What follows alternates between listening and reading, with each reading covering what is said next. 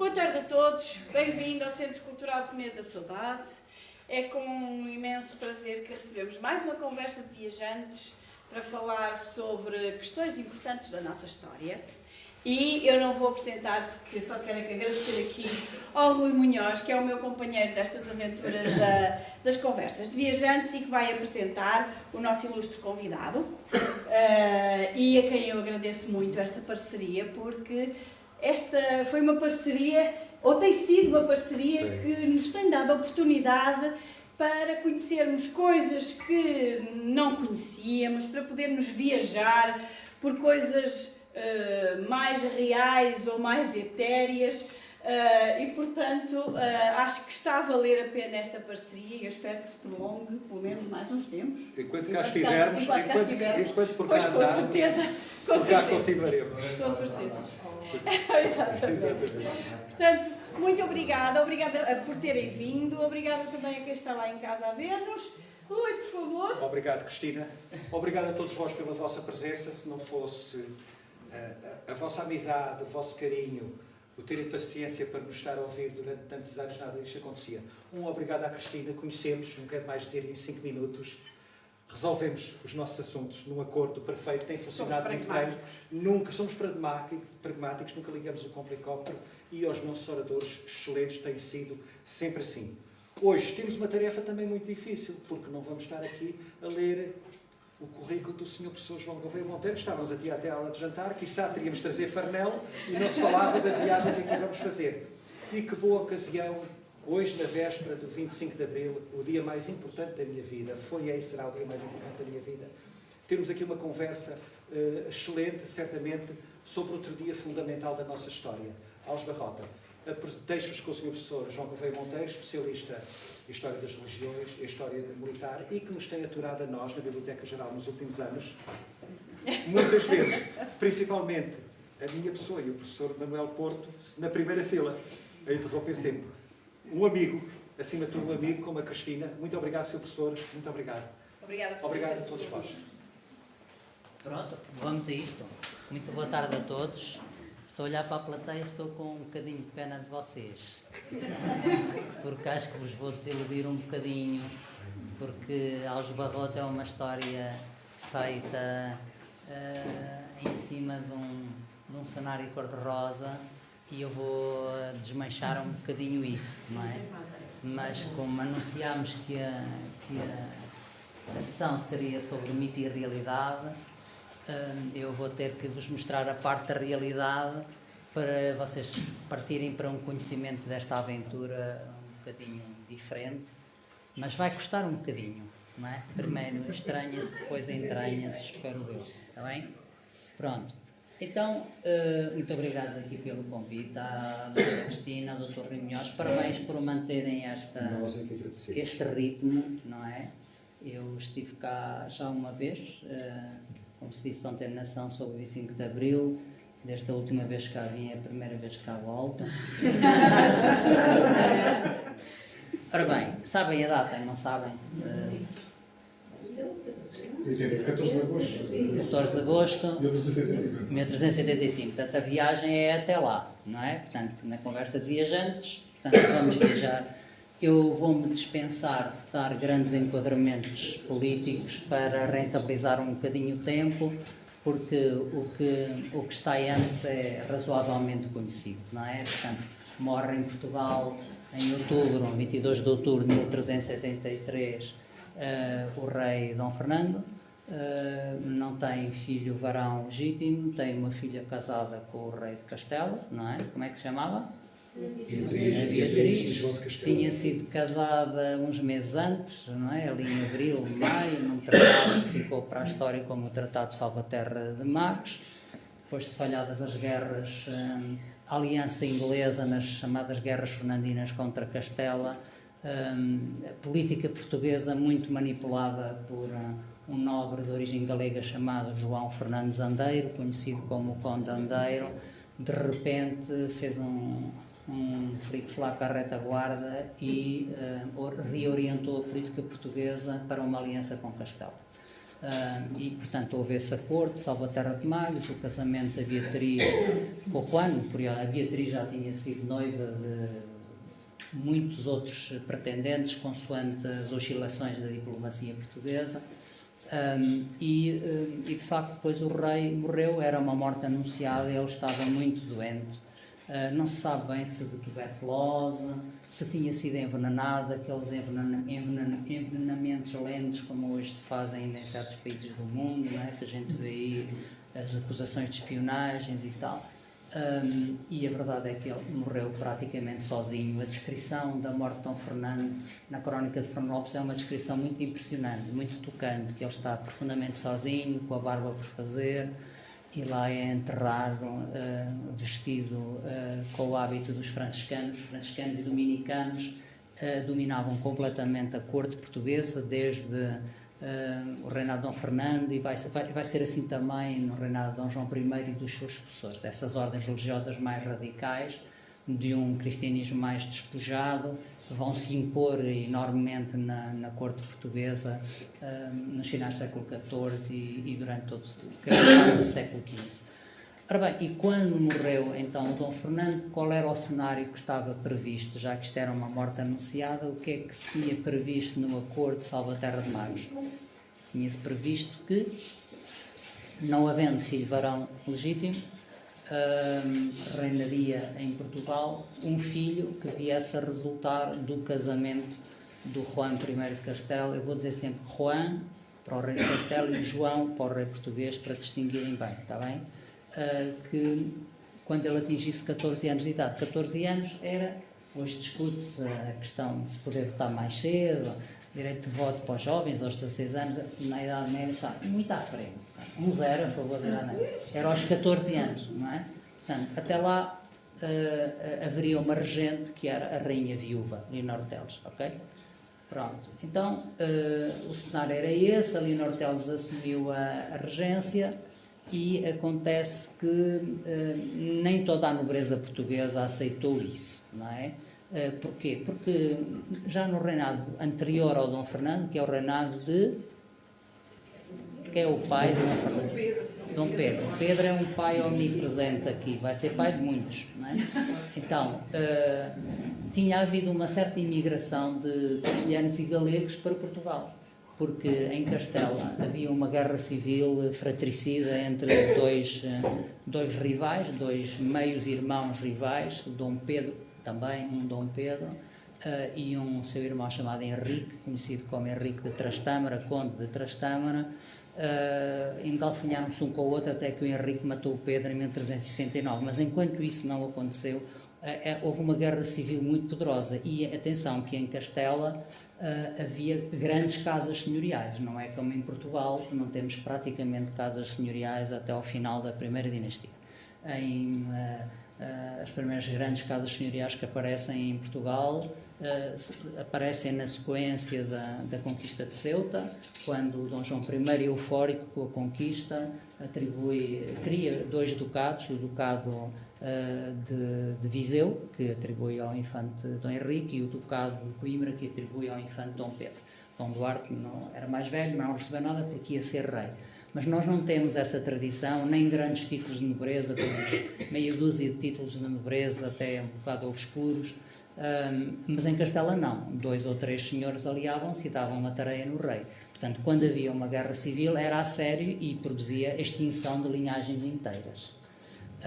E, portanto, nesse ambiente, os que estavam na mão de baixo na guerra civil, de vez em quando fugiam de Castela e refugiavam-se em Portugal. E a corte portuguesa, é isso que eu vos quero fazer sentir, a corte portuguesa, no reinado de Dom Pedro e depois no reinado de Dom Fernando, vai se encher de castelhanos e de galegos. E isso traz muitos problemas para os reis portugueses e vai criar muitas rivalidades com a nobreza tradicional portuguesa, que se vê progressivamente despojada das suas regalias, da sua primazia na corte, etc. É exatamente neste contexto que entra, por exemplo, a história da Dona Inês de Castro, não é? Em 1355. Isto ainda é com o pai do Dom Pedro, com o Dom Afonso IV, mas já é um sinal porque o Dom Pedro Infante estava a ser instrumentalizado para ser a bandeira de um determinado partido, dos Irmãos de Inês, na Guerra Civil Castelhana, não é? Mas talvez o símbolo maior dessa presença forte estrangeira, digamos assim, em Portugal, seja o casamento do Dom Fernando com a Leonor Teles, porque ela pertence a uma família também de origem castelhana, portanto, dos Teles de Menezes, não é? E a partir do momento em que se apanha como rainha, aliás, era casada, não é? Portanto, houve aqui uma situação muito, muito ilegal, muito imoral, também até para o padrão da época, então ainda mais, não é? Ela teve que renegar o seu marido e, portanto, quando morre o Dom Fernando, há muitas razões para haver muitos descontentes, percebe? É isto que eu vos quero dizer. Nas famílias nobres portugueses, Coutinhos, Albuquerques, Pachecos, Sousas, Pereiras, etc., no fundo estão à espera que o rei morra para afiar as facas e para disputar o cumprimento do acordado no Tratado de Salvaterra de Magos. De maneira que a Leonor Teles ainda tentou fazer aclamar a sua filha, a rainha, em várias cidades portuguesas, em Lisboa, em Santarém, também numa outra cidade alentejana, e não correu nada bem. E, portanto, depressa se resvala para uma situação politicamente incontrolável e o PREC instala-se a partir de finais de 83 e inícios de 1984. Há uma série de acontecimentos, dos quais os mais importantes são estes dois. O primeiro ato, digamos assim, do PREC foi o assassinato do Conde Andeiro nos Passos da Rainha, junto à Rainha, mesmo ao pé da Rainha, à frente dela. Mas em 1364 há dois acontecimentos relevantes. Um deles é o facto de o mestre Davis, não é? Que é no fundo que partidos é que vão capitalizar este descontentamento. Em Portugal acaba por haver três partidos nesta altura. O partido do establishment, digamos assim, que é representado pela Leonor Teles, pela sua filha Beatriz e pelo seu genro Dom Juan I. Depois há um conjunto de nobres portugueses, que são sobretudo de famílias da Beira, de Alcaides, de Trancoso, Linhares, Celurico da Beira, que são terras lindas, que merecem visita, que são os Coutinhos, os Pachecos, os Cunhas, que sonham em tornar rei de Portugal precisamente um dos filhos da Inês de Castro e do Dom Pedro, não é? O Dom João, que era o mais velho, ou se não puder ser, porque ele está aprisionado em Castela. O rei de Castela desconfiava disso e, quando morreu o Dom Fernando, ou até uns dias antes, o professor Salvador Dias Arnaud discutiu um bocado isso, prendeu o rei, o infante Dom João de Castro, ele estava em Castela e prendeu-o lá. Se não pudesse ser o Dom João, o irmão a seguir, que era o Dom Dinis, portanto havia esse grupo, que era um grupo, digamos, da nobreza mais tradicional portuguesa, e depois acaba por se constituir um partido mais aventureiro, não é? Que não se reconhece evidentemente na candidatura de Beatriz e Juan I, mas que também acha que pode ter uma solução melhor do que aquela que é proporcionada pelos irmãos Castro. E esse partido acaba por polarizar-se em torno de uma figura que também é filha do rei Dom Pedro, que é o mestre Davis, não é? Que virá a ser o nosso Dom João I. Okay? E ele hesita no início, até parece estar a obedecer a um plano que é representar o seu meio-irmão, o infante Dom João de Castro, uma vez que são ambos filhos de Dom João I, são meios-irmãos. O Dom João de Castro é filho da Inês e o mestre Davis é filho de uma relação ilegítima do Dom Pedro com uma senhora chamada Teresa Lourenço, mas depois percebe que o irmão nunca mais é libertado e que ele próprio, se calhar, tem as suas hipóteses e começa a alimentar umas certas peneiras também ao trono português. Tem uns argentários em Lisboa e no Porto que lhe dão dinheiro, pensa ir para a Inglaterra, mas depois arrepende-se, manda para lá uns emissários para contratar tropas que vão ser importantes para compreendermos isto.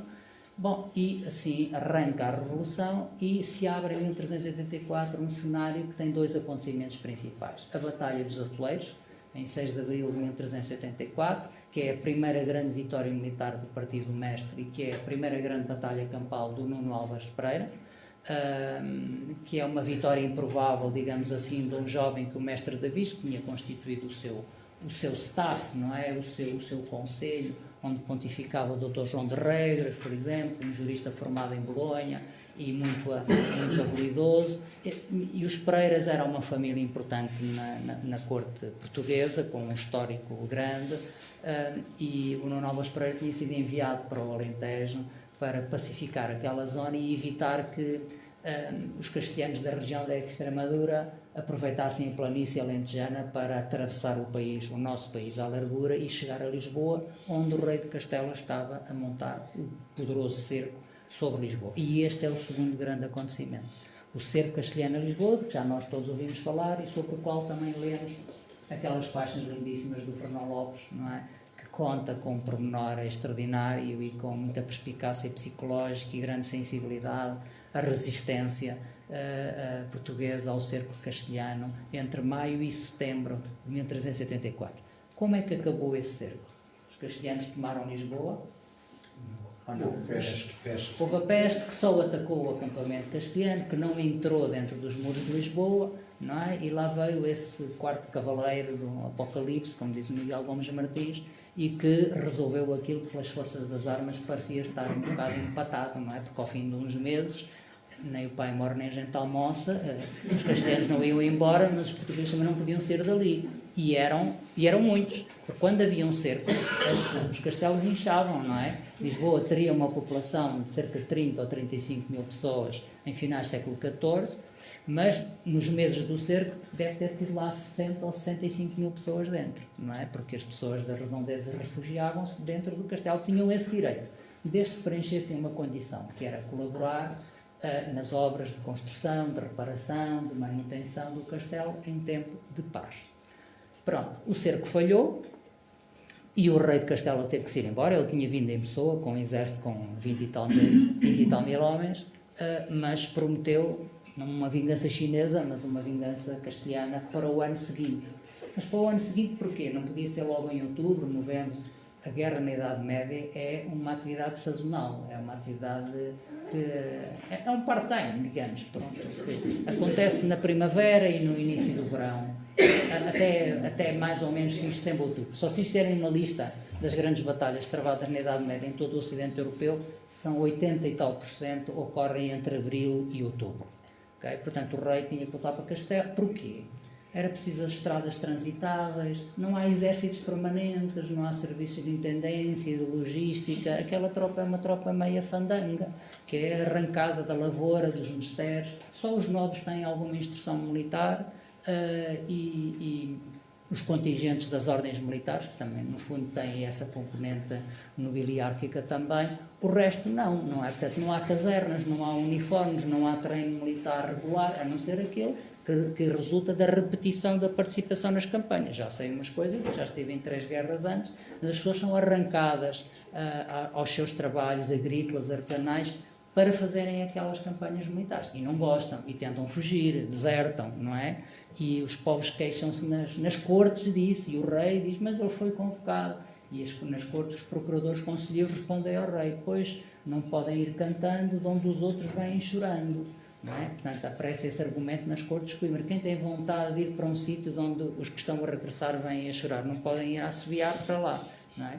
Portanto, esperou-se por 1385. E em 1385, o rei de Castela reuniu um novo exército e, realmente, aproveitando aqui um mapa antigo, já para começarmos a entrar num cenário mais do século XIV, entrou em Portugal pela zona de Almeida. Os castelhanos geralmente ou atravessavam pelo Alentejo ou entravam pelo Minho, mas o Minho tinha um problema, que era o curso do rio Minho, que era muito caudaloso e difícil de atravessar para exércitos inexperientes e exércitos, no fundo, bastante amadores, digamos assim. Conheço um episódio, já passado cerca de 1400, com o Dom João I, que foi cercar Tui, e só na travessia do rio Minho, num final de dia, perdeu 500 homens, num exército que tinha talvez 7 ou 8 mil homens no máximo, ou entravam pela Estrada da Beira, gostavam muito de entrar pela Estrada da Beira. Vinham dali, cidade Salamanca, cidade de Rodrigo, e entravam por Almeida, Val da Mula, vinham aqui por Trancoso, Lorica da Beira, o rei faz aqui o seu testamento, e depois, passando aqui abaixo de Viseu, cá vêm eles até Coimbra. Para quê? Para travar a batalha? Não, para cercar Lisboa. o objetivo estratégico dos castelhanos não é travar uma batalha, é pôr outra vez cerco a Lisboa, porque eles sabiam que Lisboa dificilmente resistiria a um segundo grande cerco. Depois do sofrimento do ano anterior, a cidade ia entregar-se.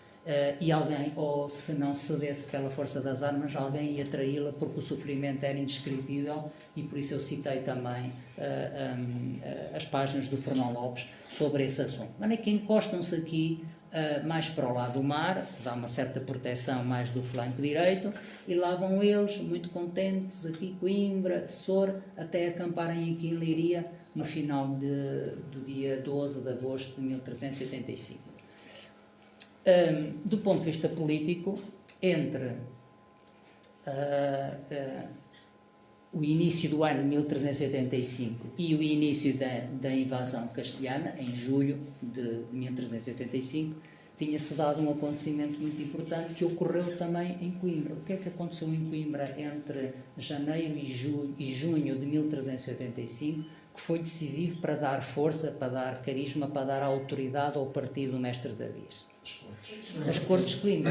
O mestre tinha-se feito aclamar rei nas Cortes de Coimbra, mesmo.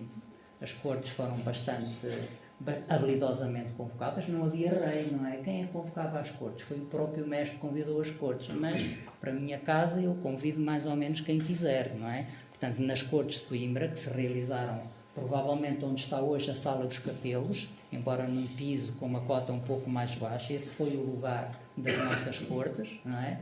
Juntaram-se algumas dezenas de nobres, mas nenhum apoiante do rei de Castela nem da Beatriz, só estavam nobres que torciam ou pelo mestre David ou pelos irmãos Castro, não é? E depois estavam entre 5, 7 dezenas de concelhos aproximadamente, na sua esmagadora maioria, de regiões que estavam a favor do mestre David, que eram regiões mais do centro-sul do país, não é? Digamos que as cortes estavam montadas para se chegar àquele resultado político, embora tenha havido alguns precalços que permitiram destacar as intervenções e a habilidade jurídica do Dr. João das Regras. Portanto, agora já temos um rei, e esse rei, depois de eleito em Cortes, no dia 6 de abril de 1385, tinha ido com o Nuno Alves cá para o norte, não aparece aqui no mapa do Costa Veiga, sujeitar, portanto, dominar algumas cidades que, apesar da decisão das Cortes, lhes continuavam a resistir. Andou de Guimarães, Ponte Lima, Braga, etc., até que teve notícia de que se estava a dar esta invasão castelhana. E, portanto, vieram rapidamente para sul, não sabiam bem para onde é que os castelhanos iam evoluir, nem qual era o seu plano, centraram-se aqui em Abrantes e depois, à medida que recolhiam mais e mais informações, que não fomos nós no século XX que inventámos a espionagem, portanto estes sistemas que nós chamamos hoje de informação inteligente já existem desde a pré-história praticamente, não é? Com os sinais gravados nas grutas, etc., não é? Então perceberam que os castelhanos estavam a evitar o combate, a aproximar-se da costa e que manifestamente o objetivo deles era chegar a Santarém, que era a segunda praça militarmente mais poderosa do reino. 5 grandes cidades em Portugal nesta altura: Lisboa, Santarém, Coimbra, Évora e Porto, não é? E Santarém militarmente é a segunda praça mais poderosa, para depois descansarem um bocadinho e juntarem os seus apetrechos de cerco, não é? Os cercos nesta altura já têm um certo aparato, porque já há armas de fogo, há todas aquelas estruturas de madeira para subir às muralhas, para arrebentar com as paredes dos muros, aqueles arietes, etc. E, portanto, eles poderiam fazer confortavelmente isso a partir de Santarém. Então, o comando português avança na direção do inimigo com o objetivo concreto de travar a sua marcha e de lhe dar uma batalha. Seria jogar o tudo por tudo numa batalha decisiva, digamos assim. Prova de que o nosso Dom João I não tinha aspirações a conseguir defender outra vez Lisboa do cerco castelhano. Isto é mais quando estou com colegas espanhóis ou isso que gostam de trabalhar sobre cartas militares. No dia 12 de agosto, então, o exército castelhano deixava-o em Leiria, certo? Ora, o exército português acampa em Porto de Mós, devia ter sinalizado Porto de Mós, acampa em Porto Mós, perdão, carreguei um botão errado, na mesma noite, em Porto Mós. Portanto, aqui, no dia 12 de agosto, eles estão separados por relativamente poucos quilómetros. A distância de Porto Mós para Leiria não é grande. É um sábado, no dia seguinte, é domingo, não se combatia, não é? Portanto, há aqui um certo código cavalheiresco e mais do que isso até, há um certo respeito pelo cumprimento dos princípios religiosos, não é? De não derramar sangue nos dias santos. E no dia 13, sendo domingo, o Nuno Alves Pereira, já reforçado pela sua prestação, perdão, desculpa, já estou a aquecer, à medida que a batalha se aproxima.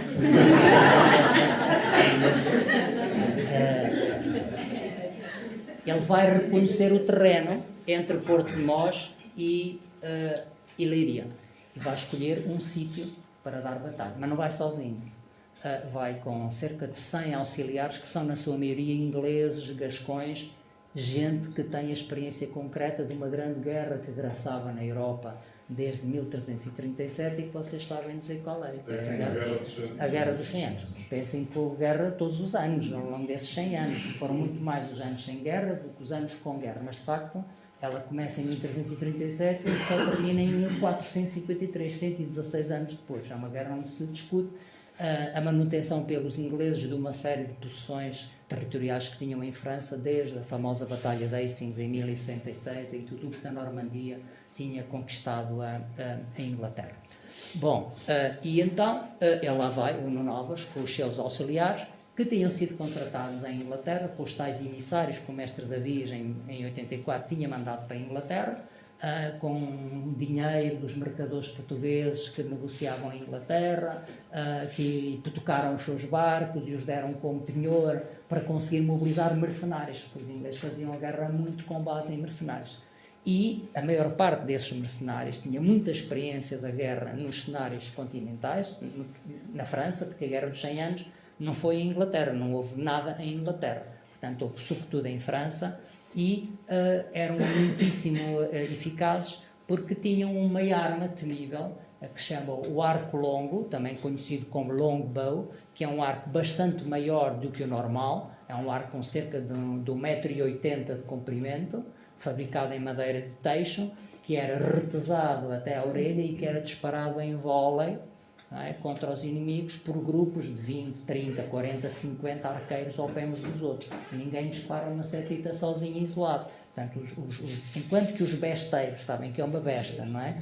Têm um gatilho e uma arma individual que faz tirotência horizontal e podem fazer mira, digamos assim, dirigir o seu virutão contra alguém, os arqueiros não, disparam chuveiros de flechas para aproveitar depois a força da gravidade que faz com que as flechas depois caiam com bastante impacto sobre os cavaleiros, que vão ali pesadamente armados, e depois, se o cavalo cair ou eles próprios caírem, além de ficarem meios nocauteados, ficam ali depois um bocado à mercê das armas dos inimigos, não é? Dos vilões que têm muito mais mobilidade.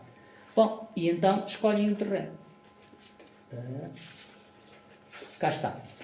E escolheram um terreno que é não propriamente Aljubarrota, porque a batalha realmente não foi em Aljubarrota. A primeira coisa que é preciso corrigir, Aljubarrota é cerca de 11 km a sudoeste do local onde se deu a batalha, mas sim no Planalto de São Jorge. É muito fácil de identificar.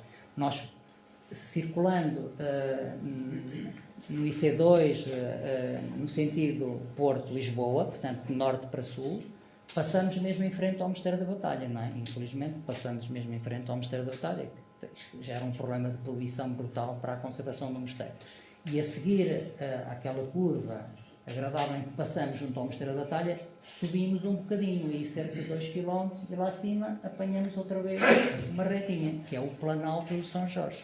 Portanto, foi aí que o Nuno Alves e os seus companheiros escolheram a posição portuguesa, numa zona chamada Planalto de São Jorge, que é um planalto que tem 2, 3 km de comprimento e que tem esta característica de ser bordejada a poente e a nascente por linhas de água, que são afluentes do rio Lena, que pelo seu lado é afluente do Lis, que passa em Leiria, portanto temos aqui a Ribeira da Calvaria, etc. Portanto, depois o Lena e o Lis, o Lena está aqui. E os portugueses sabiam que era por ali que viriam os castelhanos, porque eles iam para Santarém ou para Lisboa, e se ninguém podia dizer se eles iam passar uns dias em Santarém antes ou não, mas para o caso não interessa, portanto marchavam de norte para sul, e os portugueses sabiam que no dia seguinte, 14 de agosto de manhã, o exército castelhano ia aparecer ali. Não sabemos bem quantos eram, estimo que tenham um potencial de cerca de 20 mil homens aproximadamente, o exército castelhano, 20, 25 mil homens no máximo, e de facto ao final da manhã lá aparece a vanguarda castelhana. Chega ao Planalto de São Jorge, aqui ao sopé do Planalto, aqui uma zona chamada Jardoeira, e vê lá em cima o exército português, que eu vou passar a chamar o exército anglo-português, porque de facto é um exército que terá um potencial até 10 mil homens no máximo, mas que tem muitos mercenários ingleses, pelo menos 800, 900, 1000 mercenários ingleses, na sua esmagadora maioria atiradores com o tal longbow, com o tal arco longo, ok? Bom, e os castelhanos avaliam a situação, não é? Portanto, ali têm que decidir ou combater ou desviar a sua rota, não é?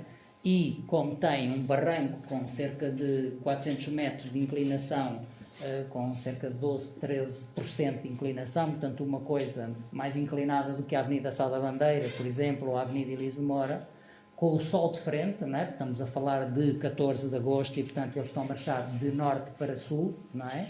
E sabendo que estão lá em cima atiradores ingleses que vão poder deliciar-se a crivá-los de flechas enquanto eles percorrem com as suas pesadas armaduras esse barranco até chegarem ao contacto com os homens de armas do Nuno Alves Pereira e do Dom João I, e dizem, não, obrigado, nós assim não brincamos.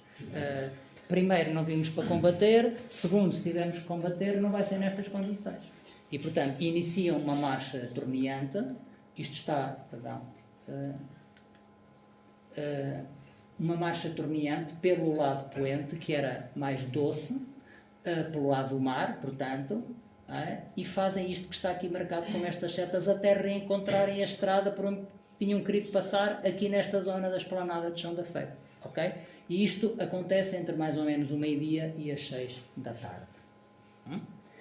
Estão a fazer este corta-mato, porque eles têm que sair da estrada, não é?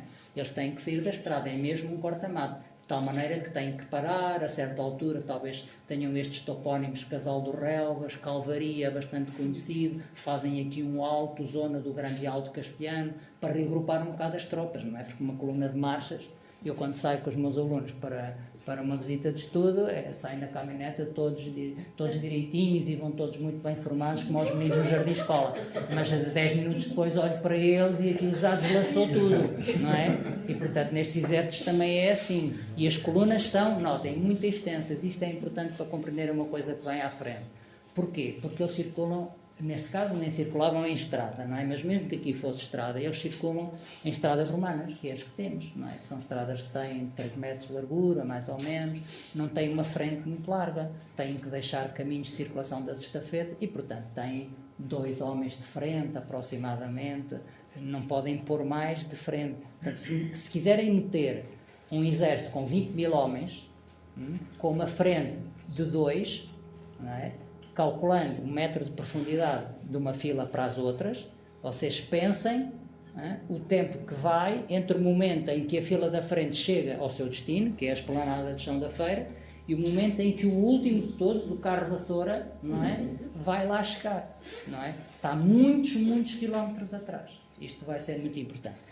Ok, então os primeiros contingentes castelhanos começam a chegar aqui por volta das 5, 5 e meia, 6 horas à esplanada de Chão da Feira. Mas os outros ainda estão lá muito mais para cima.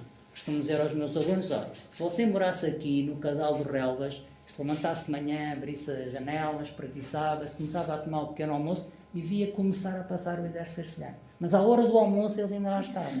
E à hora do lanche eles continuavam a passar. E à hora de jantar ainda vinham os últimos. Okay?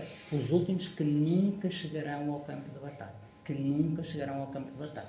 Primeira desilusão é que o que nós aprendemos de 4 castelhanos contra 1 português, ou 7 contra 1, ou 5 contra 1, ou o que for, todos aprendemos isso nas cartilhas da escola primária, dos liceus, etc. Não é verdade, porque uma grande parte do exército castelhano não estava no campo de batalha quando começou o combate. ok? Isso é muito importante. Por alguma razão se ganhou a batalha. Esta é uma delas. E o exército português o que é que faz? Agora tenho que jogar um bocadinho também com a minha interpretação. O Fernão Lopes diz que eles disseram, demos, já se vão embora e tal. Mas a verdade é que é quase impossível que eles não tenham pensado que esta possibilidade se poderia dar. Porque a primeira posição que eles tinham oferecido era de tal maneira inexpugnável que era inadmissível que homens com experiência militar do Novas Pereira, e sobretudo os seus auxiliares gascões e ingleses, não tivessem admitido a possibilidade do exército castelhano ter feito aquilo que fez.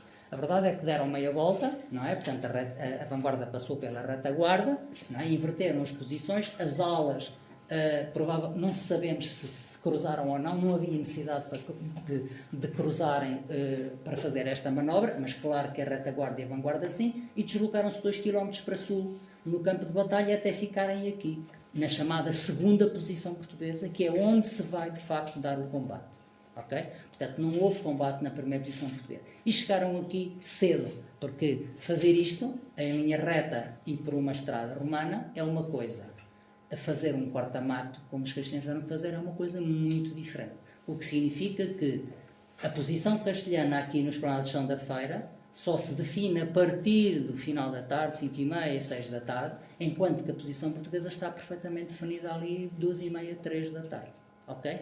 Isto quer dizer que houve um tempo, que vai ser um tempo crucial, entre as 2h30, mais ou menos, 3 horas e até as 6 da tarde, para os portugueses poderem descansar, para poderem comer, para poderem beber e para poderem preparar umas surpresas aos castelhanos. Surpresas essas sem as quais a batalha não teria sido ganha. É o próprio Dom Juan I que conta esta história, porque ele fugiu, sobreviveu, não morreu na batalha, e depois escreve umas cartas, 15 dias depois, a várias cidades castelhanas a contar o que é que aconteceu e a justificar-se. Uma delas à cidade de Múrcia, que sobrou para nós. Ele diz, eles puseram-se desde aquela manhã numa praça forte entre 2 arroios e ribeiros, não é? Tinham bastante profundidade, 10 ou 12 braças de fundo. E a nossa gente chegou ali e viram que não podíamos atirar-nos a eles por ali e tivemos de os rodear para vir a eles por outra parte que nos parecia ser mais plana. E quando chegámos àquele lugar, já era hora de vésperas. O que é a hora de vésperas? São as horas canónicas, é o fim da tarde. Não é? É a hora já do pôr do sol. Okay? É o próprio rei que diz isso. Sabemos muito sobre aquele dia. Vejam como os historiadores são escrupulosos na reconstituição das coordenadas da batalha. Também tem muito o dedo dos historiadores militares que fazem isto com este rigor. Sabemos o nascer do sol às 5h15, portanto o acampamento português na manhã de 14 de agosto, para estar lá na primeira posição portuguesa, tinha-se levantado cedinho de Porto Mós, não é? Para estarem lá quando os castelhanos viessem de Leiria. Sabemos a temperatura, o vento, a hora do sol frontal, o pôr do sol, vejam o pôr do sol por volta das 6h14, depois há aquele período de crepúsculo, não é? Noite escura às 8h30 da noite. Ok. Então, também é importante ter presente que há uma capela no campo de batalha, que foi mandada construir pelo Novas Pereira 7 ou 8 anos depois da batalha, em 1393, 8 anos depois, que tem uma inscrição que é verdadeira. Não sei se já visitaram o campo de batalha e o centro de interpretação. Tem esta lápidezinha que estava aqui por cima desta zona, nota-se porque tem aqui um entalhe que diz isto. Era de 1431 anos, portanto isto ainda não está na era de Cristo, portanto temos que tirar 38 anos, isto quer dizer 1393, no Novas Pereira, quando estava, mandou fazer esta capela em honra da Virgem Maria, porque no dia em que se fez aqui a batalha que o rei de Portugal teve com o rei de Castelo, esteve neste lugar a bandeira do dito condestado. Portanto, é uma informação que credibiliza o lugar da batalha. E nós conhecemos muitíssimo poucos campos de batalha na Europa medieval. Em Aljubarrota temos muita confluência de fontes narrativas, porque o Fernão Lopes escreve sobre a batalha por volta de 1440, mas conheceu muitos intervenientes na batalha, a começar pelo Novas Pereira e por muitos outros, e pelo rei Dom João I, de quem é o biógrafo, como sabem. O rei castelhano traz o seu cronista consigo, chamado Pero López de Ayala, que virá mais tarde a ser chanceler de Castela, e o López de Ayala foi preso na batalha. Gostava muito, já tinha sido preso outras vezes, até na Batalha de Narrera, ficou preso em Óbidos, depois em Santarém, e escreveu na prisão as suas crónicas.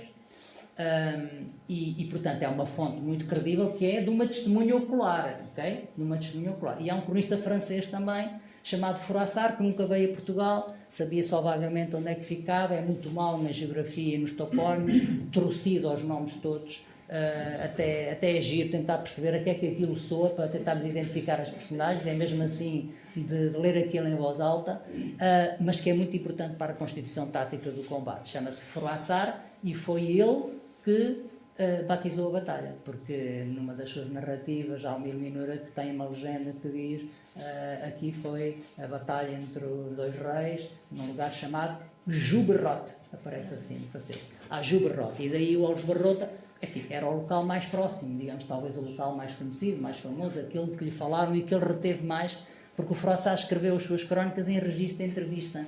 Ele sabia que havia cavaleiros portugueses que estavam em Middelburg, na Zelândia, a atual Holanda, e ia lá e entrevistava-os. E depois tiravam umas notas no hotel, à noite, e depois em casa reconstituía aquilo muito do ouvido, não é? E, portanto, o Juberrota, e ficou assim ao Juberrota, mas de facto não é, embora tenha havido essa dúvida até tarde. Então, quais foram as surpresas que os portugueses prepararam para o exército castelhano? Ou melhor, o exército anglo-português preparou para o exército franco-castelhano, porque os castelhanos traziam cerca de 1.800 auxiliares franceses na sua hoste nesse dia. Então, está aqui a capelinha, ok? O exército português está daqui para trás, para norte. Temos norte para a esquerda, não é? Sul para aqui, portanto, nascente e poente aqui. E prepararam isto, um grande fosso com cerca de 182 metros de comprimento, que nasce atrás da capela, a contorna depois na direção nascente e depois evolui para sul.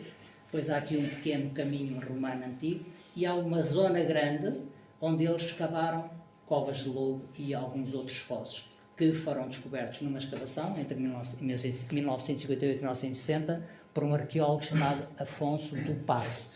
Porquê? Porque a mocidade portuguesa andava a embelezar o campo e o campo não era plano e a mocidade achou que aquilo, num jardinzinho plano, relevado, ficava muito lindo para se comemorar o 14 de agosto. E havia uns tipos da Comissão de História Militar que conheciam relatos do Froissart, que falavam em fossos e em covas. Fernão Lopes nega isso tudo. Fernão Lopes diz que aquilo era tudo planinho, que não havia ali malandrice nenhuma, e depois descai-se, tem uma frase, quase um parênteses, em que diz: isso havia culpa de quem não reconheceu isso antes de decidir atacar. Mas o Froissart tem isso. E uma retroescavadora da mocidade portuguesa começou a interceptar fossos destes que o Afonso do Passo constituiu. E esses militares foram para cima do Ministério, não era o Ministério da Defesa, talvez o Ministério da Guerra na altura, e pressionaram o Secretário de Estado, que é por acaso o pai do nosso atual Presidente da República, a parar a intervenção da mocidade. E o Estado decidiu fazer isso e deram ao Afonso do Passo a possibilidade de ter ali uma estação arqueológica 2 anos para ver o que é que havia ali.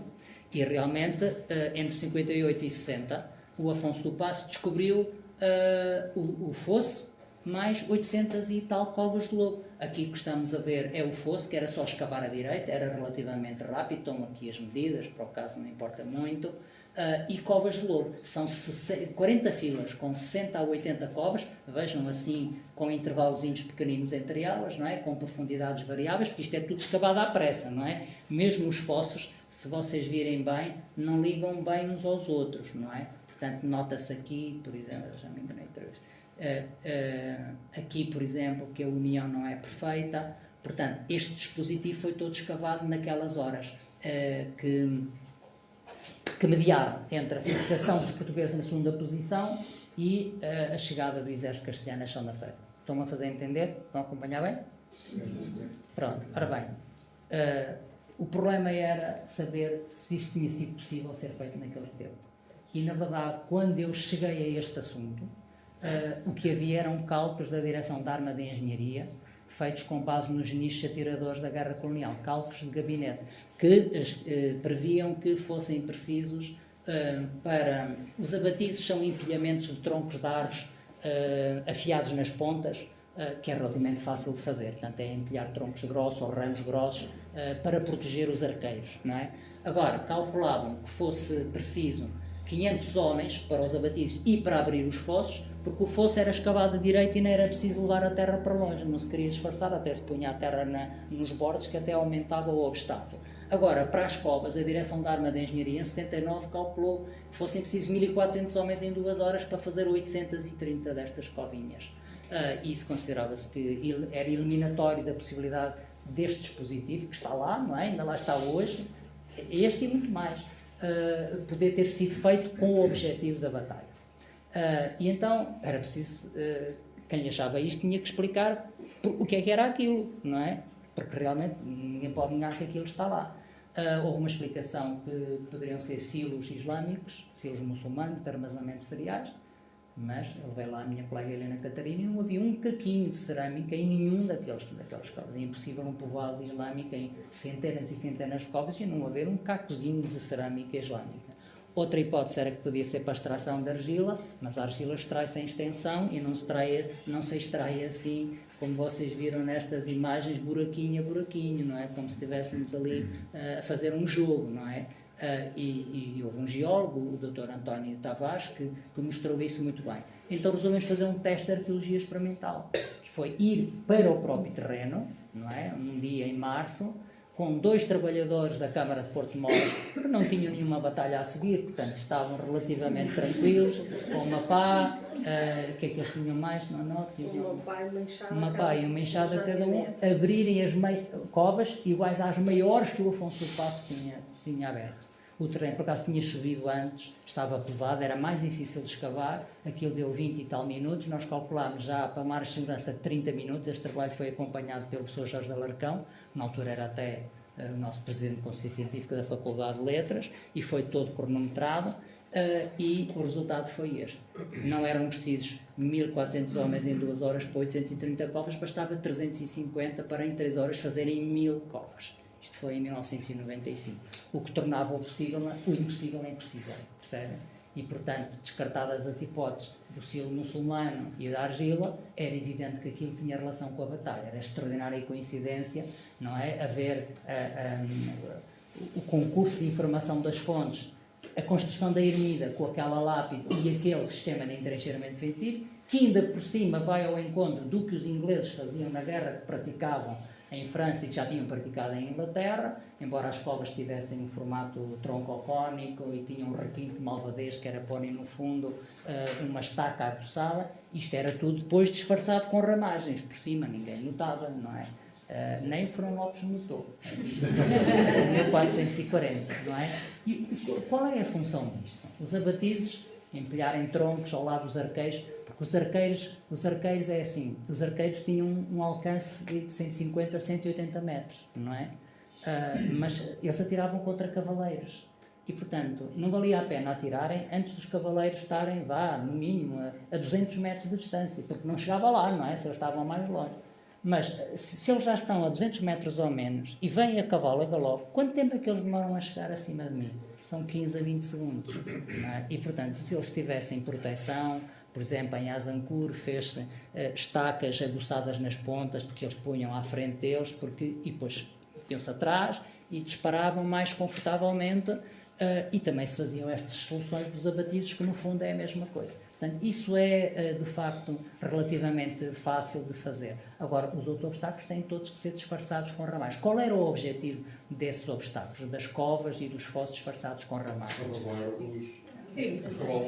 Pois, é basicamente aquilo que são as minas na Guerra Moderna, não é? Vêm aí os tanques e pisam aquilo e aquilo explode. Na Idade Média, os cavalos vêm a galope, e vamos nós até os comemos e de repente começam a pisar e aquilo é chão falso, não é? Não tem a estaca aguçada no fundo, mas os cavalos espalham-se e os cavaleiros caem com eles, os que se conseguem levantar, levantam-se, mas aquilo para um atirador que só tinha 20 segundos, passa a ser uma maravilha naquele espaço. Aqueles 200 metros são um espetáculo, não é? Porque em vez de 20 segundos tem ali quanto tempo para massacrar aqueles cavaleiros infelizes que estão ali apanhados completamente de surpresa, não é? E o arco é muito bom nisso. A besta é uma arma mais letal, é uma arma que tem 220 metros de alcance, é a única arma até hoje proibida pela Igreja Católica no Concílio de Latrão do século XII, era uma arma muito letal, matava, perfurava armaduras, matava a 220 metros de distância, não interessa só até onde é que vai, não é? Porque o objetivo é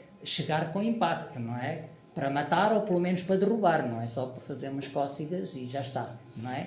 A besta tem isso, mas tem uma grande desvantagem.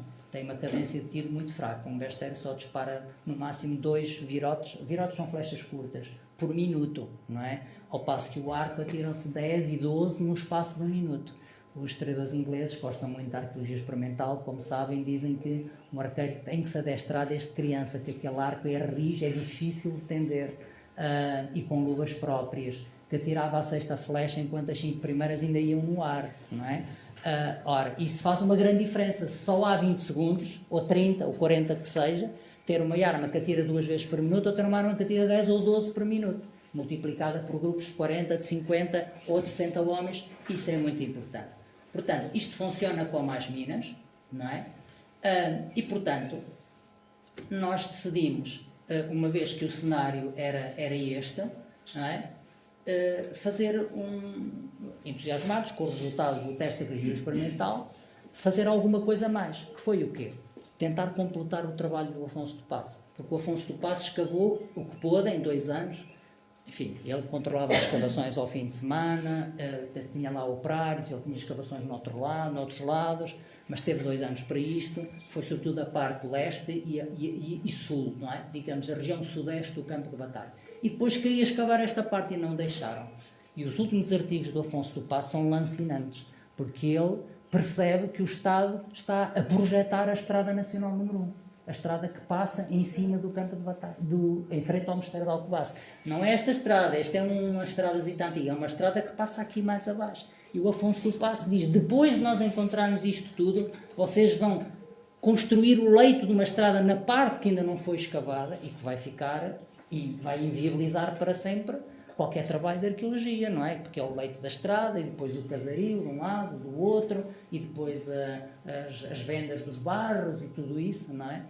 Mas a Guerra Colonial começou, como sabem, em 1961, não é? Em Angola. Havia outros interesses, já não foi possível travar isso, e a verdade é que a estrada se construiu por cima do campo de batalha, depois de já se perceber que isto era um dispositivo único na Europa, que não há outro campo de batalha que tenha este concurso de informação relevante, e de se ter trazido cá até um grande professor inglês chamado Peter Russell, que esteve, aliás, nas minhas provas de doutoramento, foi um dos membros do júri, mostrar que realmente isto não era uma brincadeira e que isto era uma coisa muito séria. E, portanto, mas havia aqui um bocadito, a estrada não aparece, a Estrada Nacional número 1, e sobrava aqui um bocadinho, e fomos lá fazer umas investigações com a arqueologia, com a professora Helena Catarina, da arqueóloga da Faculdade de Letras, já aposentada. Ora bem, tínhamos um problema, que é o problema crónico de Portugal. Tínhamos pouco tempo e pouco dinheiro. Tínhamos gente, até alunos de arqueologia, mas tínhamos pouco tempo e pouco dinheiro. E, portanto, quando assim é, mais vale a arqueologia recorrer a uma solução prévia, que é fazer uma prospecção geofísica. Não sei se sabem o que é uma prospecção geofísica, mas é uma coisa simples de explicar. Vamos imaginar que há um tesouro enterrado num campo de futebol e nós não sabemos onde é que está. Podemos começar de uma baliza, metro a metro, para o lado, para a frente, e ir de uma baliza até a outra. Temos que escavar tudo, não é? A menos que tenhamos a sorte. Isto é como a prenda no bolo rei, pelo caminho, não se vê na última fatia, surgir entretanto. Mas é extremamente dispendioso. Uma prospecção geofísica facilita tudo, porque se enterram elétrodos com 1 metro de intervalo, junto à primeira baliza, e depois fazem-se descargas elétricas sobre o subsolo. E há um aparelhozinho que lê a reação do subsolo à descarga elétrica. E isso demora 1 minuto ou 2. E depois avançam-se os elétrodos, 1 metro, e assim sucessivamente até à outra baliza. E no final o aparelho tem a maneira como o terreno resistiu à descarga elétrica em toda a sua extensão. E isso faz numa semana num campo de futebol, por exemplo. Okay? Só temos que selecionar as zonas. Nós selecionamos 3 zonas, mas esta aqui era a que nos interessava mais. Porquê? Porque a minha suspeita é que se o Afonso do Paço tivesse intervindo aqui, ele iria encontrar um dispositivo simétrico àquele que encontrou na parte oriental, porque lendo e relendo e terlendo, o Fernão Lopes e os outros cronistas, tive sempre a sensação de que o que o exército português quis fazer foi um corredor da morte, um funil, estreitar o mais possível o acesso à posição portuguesa por parte do exército adversário, para o obrigar a centrar-se no veio central do Planalto, a aglomerar-se no veio central do Planalto. E, portanto, elegemos aqui este terreno e lá fomos nós, na área 1. E esta é a imagem do aparelho que leu a resistividade. O que é que ele diz? Diz que todo o terreno reage da mesma maneira, que é a maneira roxo, salvo algumas zonas que têm uma reação diferente, que é a reação que está assinalada vermelha ou cor de laranja, aqui. Portanto, essas zonas são as zonas suspeitas. E então a arqueologia, quando chega, só vai intervir nessas zonas, percebem? Em vez de escavar tudo, só vai intervir naquelas zonas que a geofísica sinalizou, Fernando Pedro Figueiredo, Lídia Catarino, como tendo anomalias de resistividade, anisotropias, diz-se assim, ok?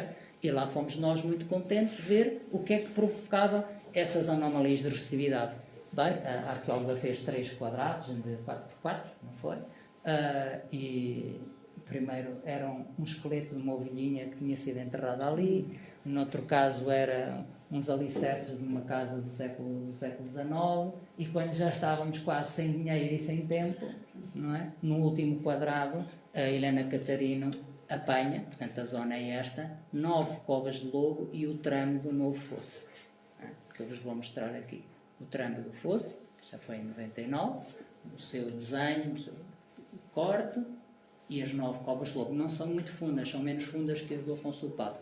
Mas isso é assim, nós torcemos um tornozelo num passeio mal nivelado com toda a facilidade, não é? E portanto, garanto que é suficiente para a gente se atrapalhar na nossa progressão, que é uma progressão, vou já dizer, de baixo de sol. É certo que agora os portugueses estavam virados para sul, eles, mas entretanto o sol tinha rodado para poente e também não era uma vantagem para os castelhanos. Apesar de tudo, os portugueses mantiveram muitas das... já não tinham o barranco frontal, mas tinham ribeiros laterais, tinham perdido a vantagem do sol, mas tinham ganho em compensação esta organização do terreno.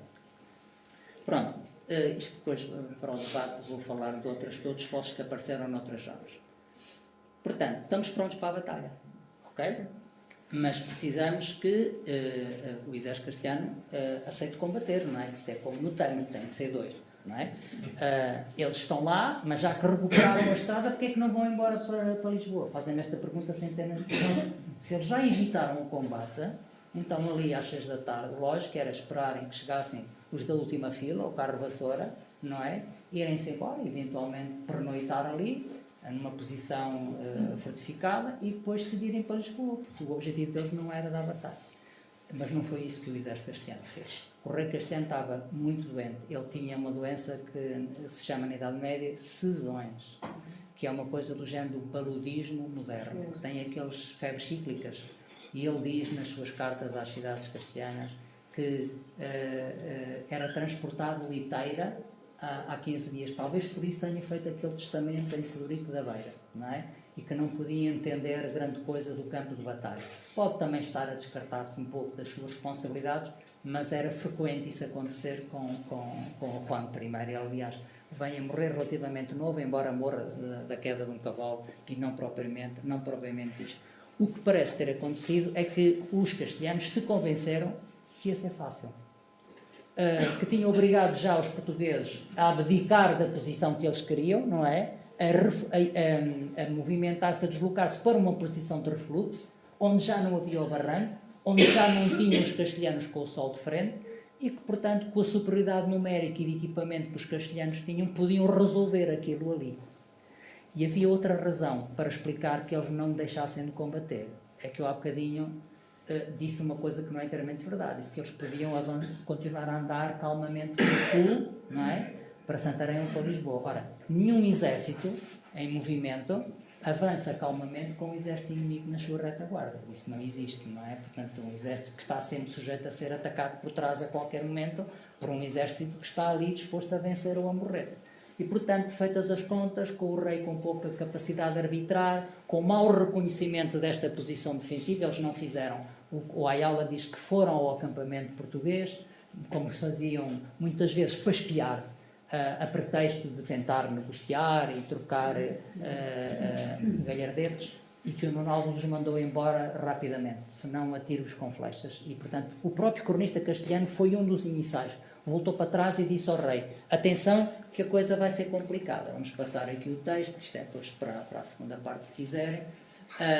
porque havia estas linhas de água laterais, o Ribeiro de Valdemadeiros e o Ribeiro de Valdamata, as tais linhas laterais que já havia na primeira posição. E vejam, o exército castelhano era muito largo, mas era preciso que as aulas conseguissem entrar no veio central do Planalto. E as linhas de água dificultaram isso, até porque antes das linhas de água havia barrancos, não é? Como acontece muitas vezes na parte bordejante das linhas de água. O Ayala disse isso ao rei: olha que as tuas aulas não vão poder entrar assim às primeiras no combate e que, portanto, a zona central do exército vai ter que combater sozinho. Mas decidiram combater. E o próprio rei diz: nós combatemos apesar da gente estar muito cansada, de não ter bebido, de não ter comido e de haver muita gente que ainda não tinha chegado ao local de batalha. Vejam a condição em que o exército castelhano avançou. Avançaram primeiro os cavaleiros franceses, fazem essa investida e lá vão eles muito quentinhos e depois começam-se a espalhar nos fossos, nas covas e a ser massacrados pelos atiradores ingleses e pelos besteiros portugueses também, naturalmente, não é? Portanto, aqui há a história da famosa ala dos namorados. Devo-vos dizer que namorado bastava não ser casado. Portanto, a pessoa podia ter 110 anos, continuava a ser namorado, porque o conceito é isso, les jeunes, como diz o Jorge Duby, os jovens são aqueles que não são casados, não é? Mas nós não sabemos bem onde é que eles estão, porque desde logo não sabemos se as alas cruzaram uma com a outra da primeira para a segunda posição. Portanto, o que era a ala esquerda pode ter passado a ser a ala direita e vice-versa, ou não. Isso nunca o saberemos. Portanto, é para assinalar que, de facto, o Partido do Mestre da Visa é um partido de aventureiros. É um partido de filhos segundos e bastardos, atenção. Não é? E eu estou aqui até talvez a exagerar um bocadinho dizer o exército anglo-português e o exército franco-castelhano, mas vou precisar de explicar à frente uma coisa que já aviso, é que há portugueses de um lado e do outro. Há muitos portugueses que estão contentes com o establishment. O Nuno Alves Pereira tem 2 irmãos, pelo menos, do outro lado. Okay? Portanto, o que provoca a distribuição da nobreza portuguesa no campo de batalha não é o seu bom ou mau portuguesismo. São os seus interesses de grupo, não é? Os jovens, os que são filhos segundos e não têm acesso à herança, os que são bastardos e que estão marginalizados, esses têm interesse numa nova ordem social, num candidato que ponha a política de pantanas e que faça reset e que comece tudo de novo outra vez, não é? Esses é que estão com o mestre Davi. Os que estão confortáveis, naturalmente, esses deixam-se estar onde estão. E assim foi.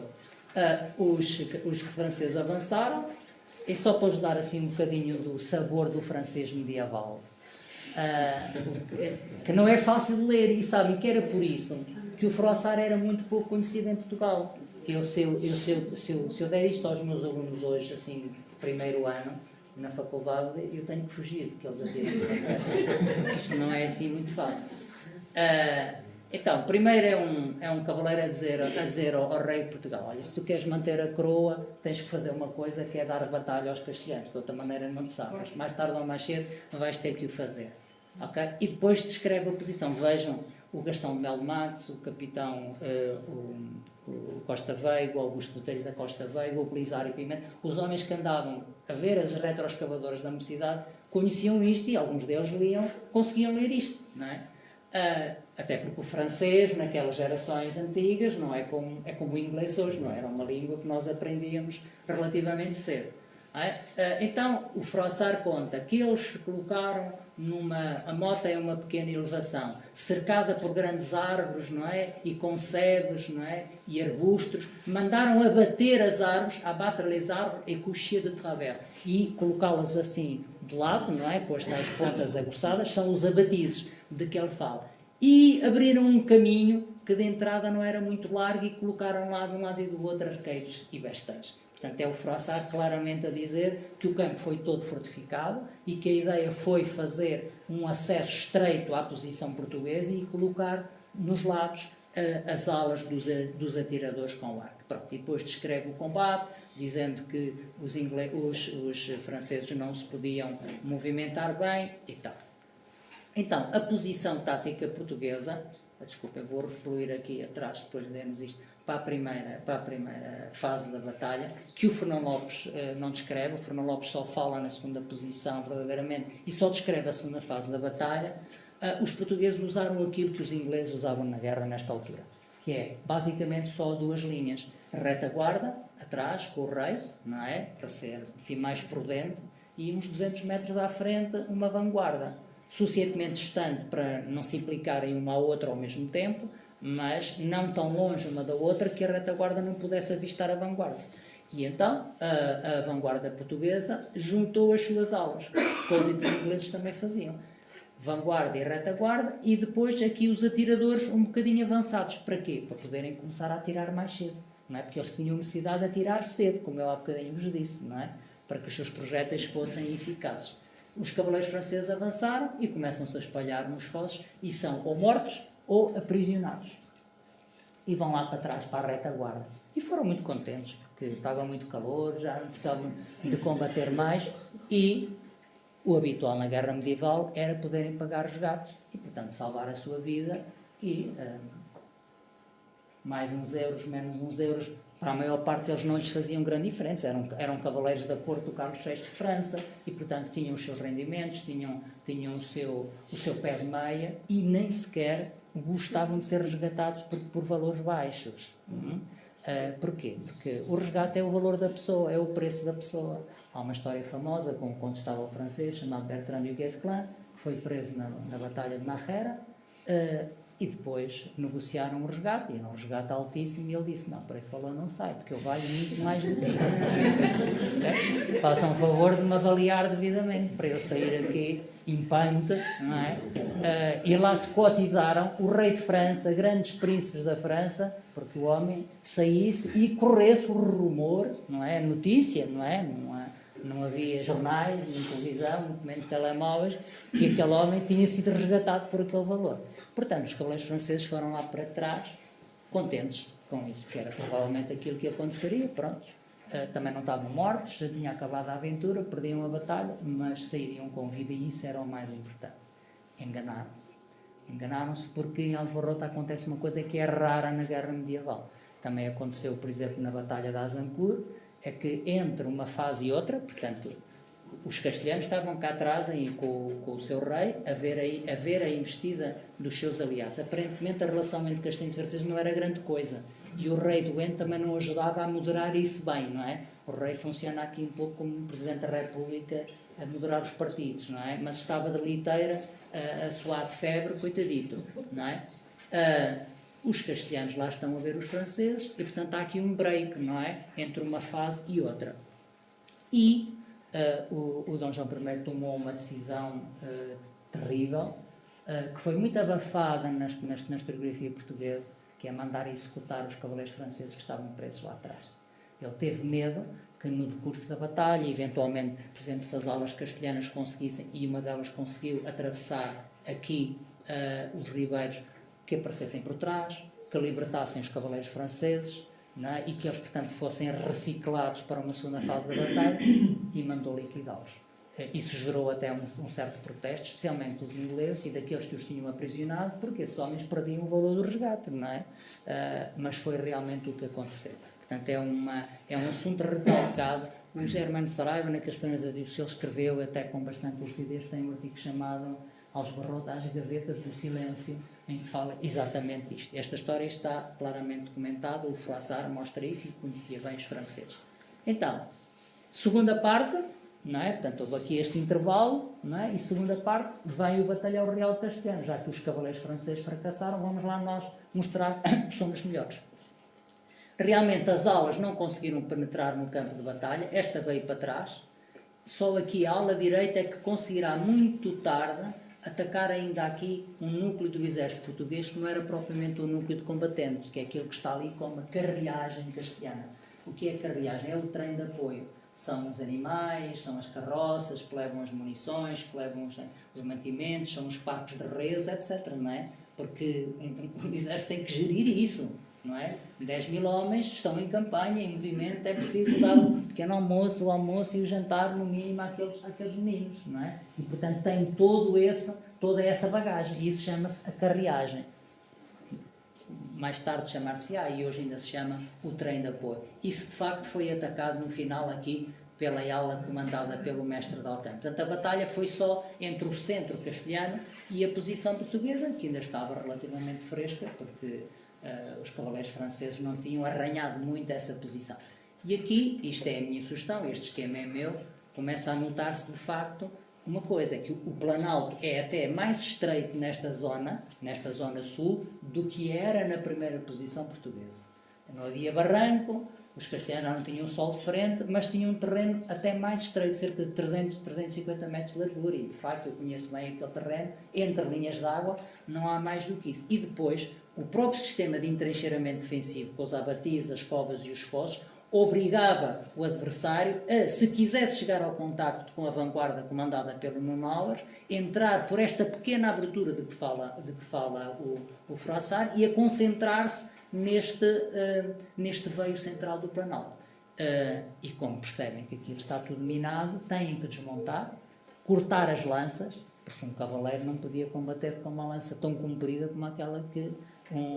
combater a pé com uma lança tão comprida como se estivesse a cavalo. Cortam as lanças, o Fernão Lopes confirma isso, cortaram as suas lanças para poder continuar a avançar e avançam debaixo daquele calor e daquelas armaduras, não é? E naquelas condições, já com a coisa um bocadinho mal parada, é evidente que estavam eles próprios a travar uma batalha diferente daquela com que tinham sonhado, para conseguir chegar ao contacto com a vanguarda portuguesa. E rompem aqui, há um dedo de luva, como disse o general Alcide Oliveira, que consegue ainda romper a vanguarda portuguesa e penetrar para além dela. E nessa altura, os atiradores das duas alas rodam para trás e a retaguarda do rei é mandada a avançar. Para quê?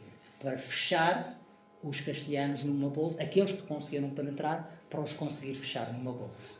Portanto, a segunda desilusão que eu tinha para vocês é que não há quadrado em Alves Barroto. Não há nenhum quadrado, não é? A posição portuguesa em Alves Barroto não tem nada. Vocês acham que isto é um quadrado? Eu sei pouco de geometria, podem me enganar, mas isto de facto não é um quadrado. Porquê é que se fala no quadrado? Porque o Fernão Lopes, lá nas suas efabulações, Fernão Lopes era um homem de formação clerical, que era um grandíssimo escritor, é um dos maiores escritores de língua portuguesa e um dos primeiros escritores de língua portuguesa.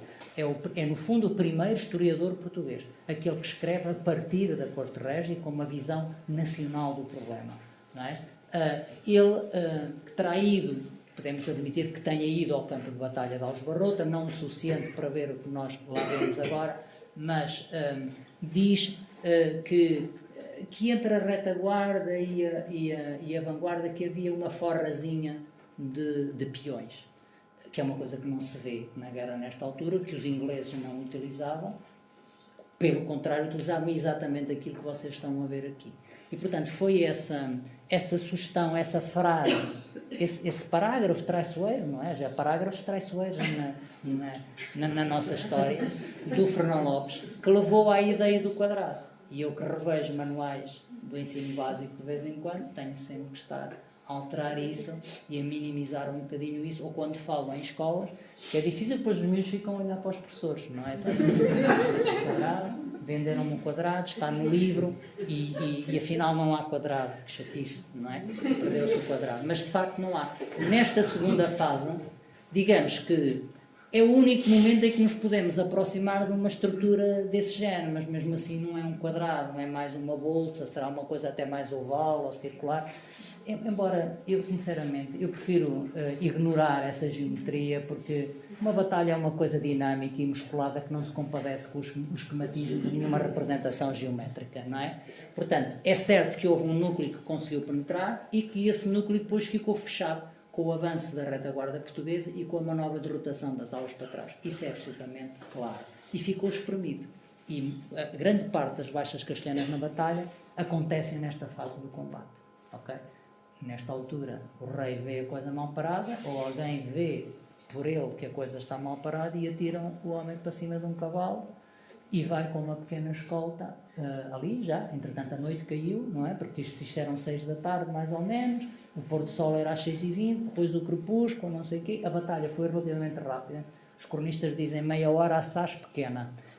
Mesmo que estejam a falar de horas canónicas, é curioso, tanto o Fernão Lopes como o Froissart como o Ayala têm esta ideia. Uma batalha muito rápida de cerca de meia hora. As horas, o tempo não era o nosso tempo, não é? Destes 60 minutos mecânicos, deste ditador que nós temos no pulso, não é? Era um tempo mais elástico, as horas tinham durações diferentes, consoante fosse inverno ou fosse verão, não é? E eram, portanto, maiores do que os nossos 60 minutos. enfim, a batalha não demorou ao todo mais que 1 hora, com exceção talvez do tal ataque da ala castelhana do mestre Alcântara à carreagem portuguesa, que já era com a noite cerrada ou praticamente, não é? Mas a verdade é que tiraram o rei para cima do cavalo e fugiram com ele até Santarém, que ainda são umas dezenas de quilómetros. Para quem estava muito doente, não é? Não deve ter sido fácil. Chegou a Santarém, irreconhecível o alcaide de Santarém, nem acreditava que fosse ele que estava ali a chegar, e depois apanhou um barco, os rios eram mais navegáveis do que eram hoje, e fugiu para Sevilha, não é? E, portanto, os castelhanos começam a retirar. E estão aqui estes textos. Esta é da carta de Dom João I, que diz o que é que eles encontraram quando atacaram. Um monte cortado até à cinta, que são os abatizes, não é?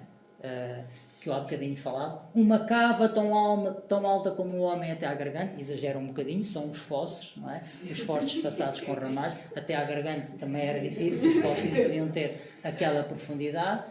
A frente do seu esquadrão, tão cercada pelos ribeiros que têm de redor, que não tem mais que 340 a 400 lanças, é verdade, mas mesmo assim, só faltou escrever aqueles burros, dos nossos, não é? Aqueles burros, apesar de verem todas estas dificuldades, não deixaram de acometê-los, de os atacar. E nós, pelos nossos pecados, fomos vencidos, porque no fundo a batalha é sempre um juízo de Deus, é um ordálio, não é? E, portanto, Deus não permite que os pecadores saiam vencedores, não é? Portanto, há sempre, no fundo, essa remissão. A decisão, em última análise, não foi tomada pela força das armas, mas por Deus. E o Estado Novo alimentou um bocado isso, não é? Porque como é que um contra 4, não é? Em condições tão desfavoráveis, tinha sido possível vencer, não é?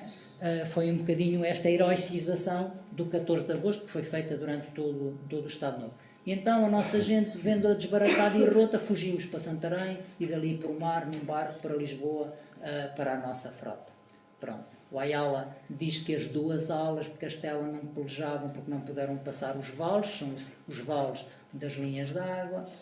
O Froissart fala num pequeno fosso, fala numa linha d'água, fala no pouco espaço, não é? Vejam, eles foram fechados, não é? Encerrados entre nós, daqueles que nós chamamos das comunidades do país, que são os concelhos, não é? Aquela tropa concelhia portuguesa, não é?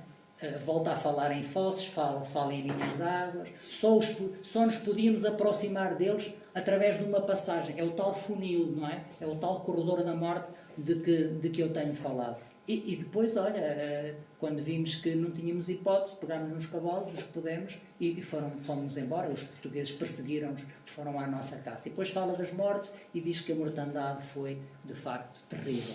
E a falar da mortandade, temos que meter aqui esta figura mítica, que é a figura da Dona Brites, não é? Portanto, a padeira de Aljubarrota.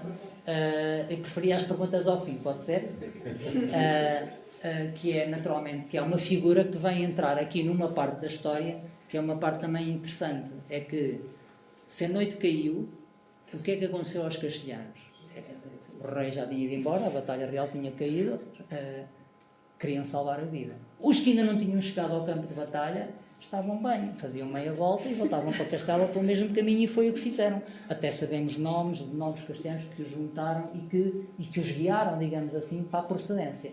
Agora, os que estavam ali, os que tinham estado no combate, tinham que despir as suas armas para não serem reconhecidos, com os sinais heráldicos e tudo isso, não é? E sem conhecer, na maior parte dos casos, ou quase na sua totalidade daquele terreno, tinham que fugir de noite por ali para se salvarem, sozinhos ou em pequenos grupos, não é?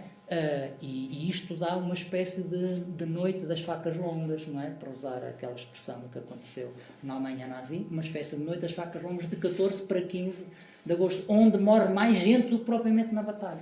Portanto, eu acho que devem ter morrido 3, 4 mil homens na batalha e 4 ou 5 mil homens depois na fuga durante a noite. E por onde é que eles fogem? Por onde podem, eles nem sabem onde é que estão. Portanto, a batalha foi aqui, vejam, Alcobaça está aqui, não é? E, portanto, por todas estas terrinhas, vejam, Aljubarrota está aqui a 10 km e 700 metros, não é? Bem longe do local da batalha, que era uma coisa que não sabia. Eu, quando comecei a trabalhar em 1995 lá, fiz um contacto com o IPAR para eles se encontrarem comigo no campo de batalha, e eles foram para Aljubarrota. não foram para São Jorge. Falharam por 11 km o local da batalha. Não havia essa consciência, o campo de batalha estava praticamente abandonado. E aqui é uma mortandade brutal. E acho que o Rambo desta mortandade foi o Abade de Alcobaça, que era grande amigo do Dom João I, que durante aquela espera que os portugueses estiveram no campo de batalha ao sol, até os castelhanos atacarem, o alimentou com água e com pão, para eles se aguentarem ali bem. Ainda hoje há uma tradição na capela, está no nicho da capela à entrada, uma bilhazinha de água para recordar esse sofrimento, como os muçulmanos na peregrinação a Meca, não é? Têm aquela tradição de se exporem no Monte Arafat ao sol para imitar os retiros de Maomé, e de facto é aqui que entra esta senhora, não é? A Dona Brites de Almeida, que tem aquele perfil lendário, 6 vezes em cada mão, um historial já ter morto não sei quantos maridos, vencia qualquer homem no braço de ferro, e agora estava ali no seu ofício de padeira, e naquela noite encontrou 7 castelhanos, não é? 7 escondidos no forno, e deu cabo deles. É um símbolo, eu acho que ela é um símbolo, não é? De uma noite terrível para os castelhanos, não é? Que também temos que considerar que são os infelizes que também eles eram arrastados para a guerra para serem carne para canhão das disputas e dos sonhos, dos devaneios de grandeza da sua nobreza. Estes são os monumentos de Alcobaça, de Aljubarrota, à célebre padeira. E há uma última história que eu gostava de vos contar, que é esta. Nas escavações, o Afonso do Paço encontrou uma vala comum, ok? Uma vala comum aqui bem à beirinha da capela, com ossos de combatentes, 2.874 ossos, okay? Ossos longos, sobretudo, porque eles não foram pessoas que foram enterradas logo. Já não era uma necrópole, é uma vala comum. Tiravam-nos para lá, não é? À baralho. E depois percebe-se que eles ficaram durante alguns meses insepultos, porque se nota o efeito dos roedores, do sol, da chuva, etc. Quando o Afonso do Paço encontrou estes quase 3.000 ossos, mandou-os analisar pelo Instituto de Antropologia de Coimbra, onde o professor Xavier da Cunha fez o que se podia fazer naquela altura. O que é que interessava saber quando se encontra uma vala comum destas junto a uma capela que assinala a posição da vanguarda de um exército no dia de batalha? De quando é que são estes ossos? Também aí tínhamos, como nos fósseis nas covas, o problema de saber se aquilo era da batalha ou não. Então podia ter outra origem. Mas os intervalos, as margens de erro das análises de carbono 14 eram demasiado grandes para tirar essa dúvida. Quer dizer, se falhasse por 500 anos ou 1000 anos, para um arqueólogo da pré-história, não faz nenhuma diferença, não é? Mas para ali fazia. Mas é que os ossos foram recolhidos em caixotes, fez-se aquilo que se pôde fazer, portanto, percebeu-se que no máximo seriam 414 pessoas, não é? Tendo em conta o tipo de ossos que aparecia, que eram quase só ossos longos, que tinham estado expostos às intempéries, pelo que eu acho que são mais facilmente de franceses e de castelhanos do que de portugueses, que as famílias tenderiam a ir buscar os corpos para os enterrar, não é? Portanto, gente que fugiu e que não tinha ali quem os tirasse daquele fim triste, não é? Mas depois, quando começámos a trabalhar lá, já depois da geofísica, da arqueologia, eu pedi à professora Eugénia Cunha, como sabem é uma grande especialista da antropologia forense, para reavaliar aquele espólio. Portanto, ela tirou dos caixotes esses ossos e mandou-os datar. Com uma margem de erro muito reduzida, num laboratório americano, os ossos são estes, não é? Vejam que são sobretudo ossos longos, que a Eugénia Cunha e a sua equipa estudou. Número de indivíduos 414. E agora vejam, idades entre 18 e 65 anos. Curioso, não é? Portanto, não há crianças e não há mulheres, praticamente. Estatura média, 1,65 m e 1,70 m, que é exatamente a estatura média da população medieval. Foi por isso que, quando me contrataram para a Faculdade de Letras, me disseram: você vai trabalhar no medieval, porque tem a estatura adequada para isso. E eu sou bem comportadinho, ossos longos, insepultos durante meses, Isto tem uma designação, o reconhecimento etafonómico dos roedores e da exposição ao sol. E datação, vamos avançar aqui um bocadinho.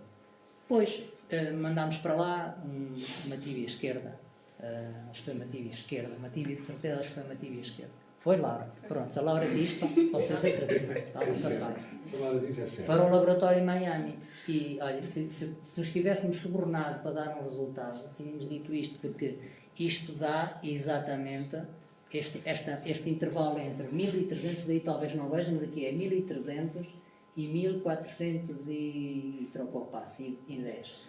Mas a probabilidade principal aparece aqui, que depois aquilo é calibrado com outros cálculos, e portanto o resultado é que eram ossos dali do terceiro quartel do século XIV. E agora, ali não costuma dizer que só alguém possuído pelo espírito maligno do Descartes é que diz que aquilo não tem nada a ver com ossos da roupa. Está no campo de batalha, ao pé dos fossos, ao pé das balas, junto à capela, são ossos do século XIV. E mais, tem esta aparência, não é? Fémurs cortados com objetos cortantes, lesões profundas em ossos que têm grande revestimento muscular, como os fémurs e os occipitais, estes infelizes, calotes cranianas com perfurações, às vezes até está lá ainda o metal, não é? Que provocou pelo seu impacto a morte, são lesões perimortem. Outra coisa que se nota é que eles têm vestígios cicatriciais de outras pancadas que tinham apanhado noutras guerras, porque também os franceses castelhanos também andavam envolvidos em cenários relacionados com a Guerra dos 100 Anos e na Guerra Civil Castelhana, portanto já era gente que tinha currículo, não é? Marcação nos ossos, não é? E muito impressionante. Agora podem-se ver no centro de interpretação da Batalha de Alves Barrote. Este levou 3 cortes severos, não é? Estas marcações da Gena, Cunha, como estes infelizes, muitos golpes nos occipitais, são ossos com grande revestimento muscular e, portanto, sugere que estavam já de costas ou no chão quando sofreram alguns deles. Portanto, ou estavam a fugir ou já estavam derrubados. Okay? Esta gente sofreu isto nestas condições. Não é? E, portanto, esta análise foi espetacular. A Jana diz que isto são os testemunhos mais verdadeiros dos combatentes de Alves Barrote. Não há diferenças de lateralidade. Geralmente nos espólios de batalha aparece sempre mais ferimentos do lado direito do que do lado esquerdo, porque o lado esquerdo tem o escudo. E ali aqueles homens já não tinham escudos, ou já iam fugir, ou já estavam no chão, não interessava nada, e temos muitos golpes do lado esquerdo como do lado direito. Muitas incisões em frontais e occipitais, apesar do revestimento muscular. Portanto, agressões direcionadas. Se fosse uma necrópole, nós até poderíamos dizer se a arma foi brandida da direita para a esquerda ou da esquerda para a direita, qual era exatamente a posição da pessoa que sofreu o golpe. É uma vala comum, temos o que temos, não é tudo, mas é absolutamente precioso, apesar do macabro da situação. Isto é muito importante, porque os ossos dão muita informação sobre nós. Nós morremos, mas os nossos ossos vão gravar a nossa trajetória. Os nossos ossos dizem, permite-se fazer diagnose sexual, robustez muscular, mas também anomalias de crescimento, lesões infecciosas, etc. Quase que se faz a história da pessoa.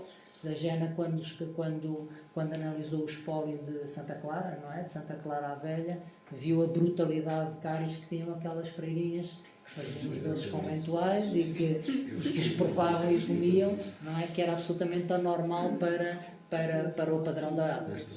Portanto, chacina rápida, gerada por um efeito de surpresa. Foram completamente apanhados numa armadilha. Pensaram que ia ser fácil, que resolviam o problema de poder avançar para sul sem ter ninguém a morder-lhes os calcanhares, não é? E afinal acabaram num terreno que estava completamente minado, que eles não tinham reconhecido, não é? E foram completamente chacinados. Foi uma bomba em Castela. Castela ficou em luto nacional, como nós diríamos hoje, até o Natal de 1387, 2 anos e meio, não é? O rei de Castela nunca mais conseguiu invadir Portugal. Ele morreu 5 anos depois, ele morre em 1390. Tem esse plano, o Ayala diz que nas cortes que ele vai falando, mas que os seus conselheiros dizem, você nem pensa nisso. Em 1384 a peste em Lisboa, 85 a chacina em Alves Barrote, nós não brincamos mais aí. Portugal.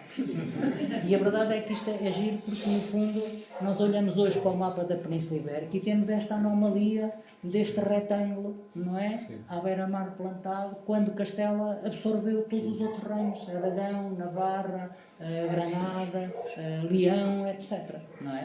O que é brutal. Agora, terceira desilusão. Podemos dizer que foi uma batalha que garantiu a independência portuguesa? Podemos, na medida em que o facto de ter acabado com o acordo de Salvaterra de Males e com a pretensão castelhana a dominar Portugal, sim, Portugal pôde manter-se como um país independente em 1385. Não quer dizer que não tenha perdido a independência 2 séculos mais tarde, não é? E depois recuperado outra vez, não é?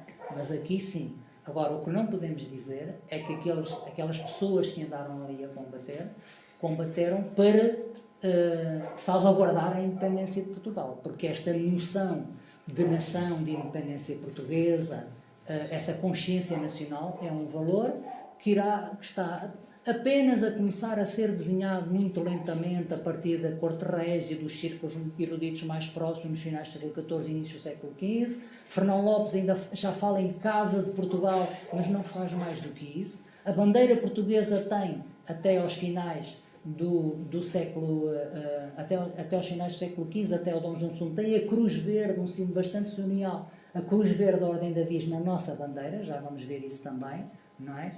E o meu velho querido mestre e amigo, o professor José Matoso, sempre dizia, ele tem um trabalho nos caderninhos, uns cadernos que era editado por quem aqui?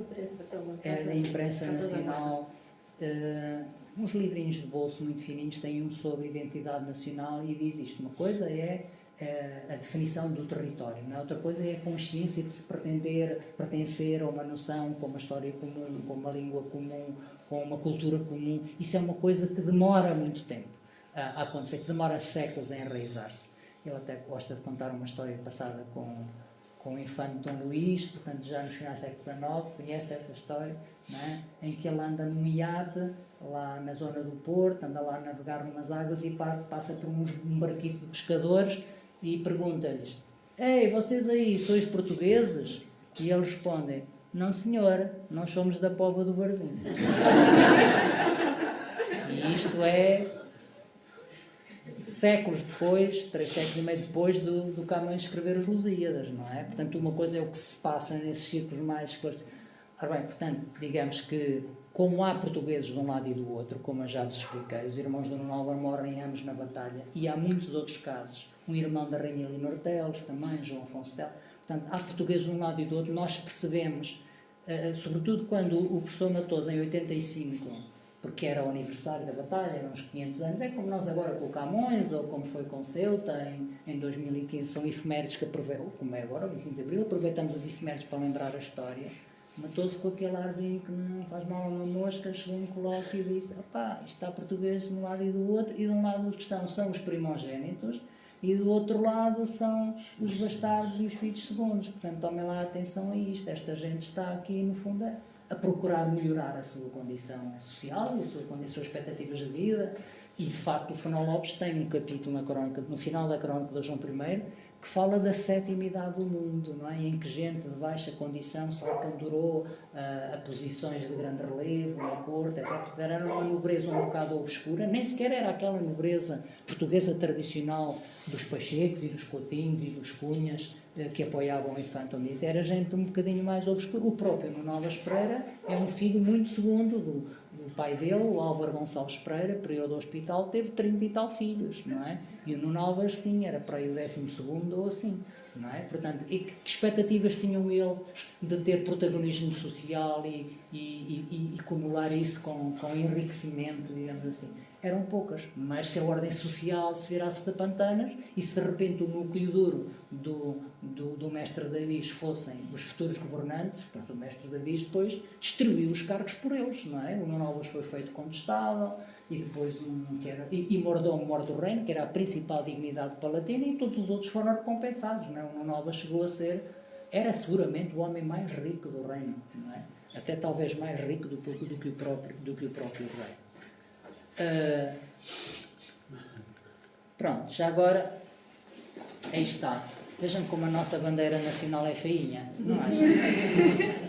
A nossa bandeira nacional infringe uma regra de ouro da heráldica, que é a regra dos esmaltes, que é não se misturar em cores sem ter no meio prata ou ouro, portanto o branco ou o amarelo, se quiser, prata ou ouro, não é? Muito mais linda a bandeira anterior, a bandeira que foi substituída na República, mas o que eu quero aqui dizer, para além destas considerações poéticas, é que a Cruz Verde da Ordem da Viz aparece em 1385, que é uma casa senhorial, que está na bandeira nacional e está aqui até 1495, portanto só no reinado de Dom João II, que vai pôr tudo mais ou menos em pratos limpos, não é? É que nós passamos para uma bandeira onde já não aparecem esses símbolos.